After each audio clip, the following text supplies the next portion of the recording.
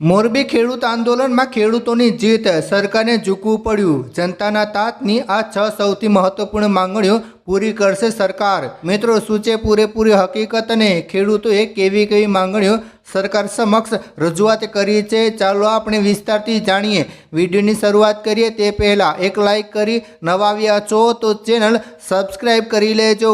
મિત્રો, મોરબી જિલ્લાના જેતપર ગામમાં પોતાના ખેતરોમાંથી પસાર થતી વીજ લાઇનના વિરોધમાં જગતના તાત એવા ખેડૂતોનું આંદોલન હવે વધુ ઉગ્ર બની રહ્યું છે.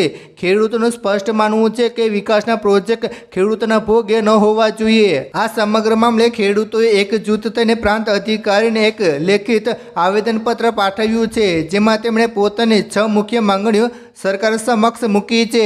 ખેડૂતોની 6 મુખ્ય માંગણીઓ આ મુજબ છે. પહેલું, યોગ્ય જમીન વળતર. મિત્રો, વીજ લાઇન માટે ઉપયોગમાં લેવાતી જમીનનું બજાર કિંમત મુજબ અને કાયદાકીય જોગવાઈને આધીન પૂરેપૂરું વળતર તાત્કાલિક ચૂકવવામાં આવે. બીજું, પાક નુકસાનીનું વળતર. વીજ લાઇનના કામકાજ દરમિયાન ખેતરોમાં ઊભા પાકને જે નુકસાન થાય છે તેનું યોગ્ય મૂલ્યાંકન કરી ખેડૂતોને આર્થિક સહાય પૂરી પાડવામાં આવે. ત્રીજું, જમીનના ઉપયોગ પરની મર્યાદાનું વળતર. વીજ લાઇન પસાર થવાથી ખેતરની જમીન પર જે મર્યાદાઓ આવશે અને ભવિષ્યમાં જમીનની કિંમતોમાં જે ઘટાડો થશે તેને ધ્યાનમાં રાખીને વિશેષ વળતર આપવામાં આવે. ચોથું, જવાબદારીની સ્પષ્ટતા. વીજ લાઇન નાખતી વખતે કે ત્યારબાદ ખેતીને થતા કોઈપણ નુકસાનની સંપૂર્ણ નૈતિક અને આર્થિક જવાબદારી સંબંધિત ઉર્જા વિભાગે સ્વીકારવી જોઈએ. પાંચમું, નવી નીતિનું ઘડતર. ભવિષ્યમાં આવા વિવાદો ટાળવા માટે ઉર્જા વિભાગે ખેડૂતોના હિતોને સુરક્ષિત રાખવા માટે અને પારદર્શક નીતિ કે પરિપત્ર બનાવવો જોઈએ. છઠ્ઠું, સામૂહિક ચર્ચા અને ઉકેલ. પ્રોજેક્ટની કામગીરી આગળ વધતા પહેલાં ખેડૂતો સાથે ખુલ્લી ચર્ચા કરી તેમની તમામ ચિંતાઓનું નિરાકરણ લાવવામાં આવે.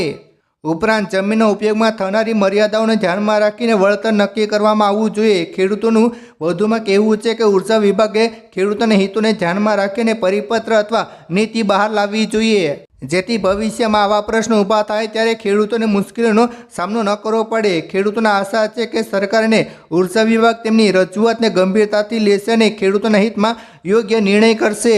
હાલ જેતપર ગામમાં આ મુદ્દે ખેડૂતોમાં એકતા જોવા મળી રહી છે અને તેઓ પોતાની માંગણીઓ અંગે અડગ છે. ખેડૂતોનું કહેવું છે કે જ્યાં સુધી તેમની માંગણીઓ પર યોગ્ય નિર્ણય નહીં લેવા આવે ત્યાં સુધી તેઓ લોકશાહી ઢબે પોતાનો વિરોધ ચાલુ રાખશે. આંદોલન વધુ તેજ બનતા હવે તંત્ર અને ઉર્જા વિભાગના આગામી પગલાં પર સૌ કોઈની નજર રહેશે. ખેડૂતોની આ એકતા વચ્ચે હવે તંત્ર દ્વારા લેવામાં આવનારા આગામી નિર્ણયો પર સમગ્ર પંથકની નજર મંડરાયેલી છે.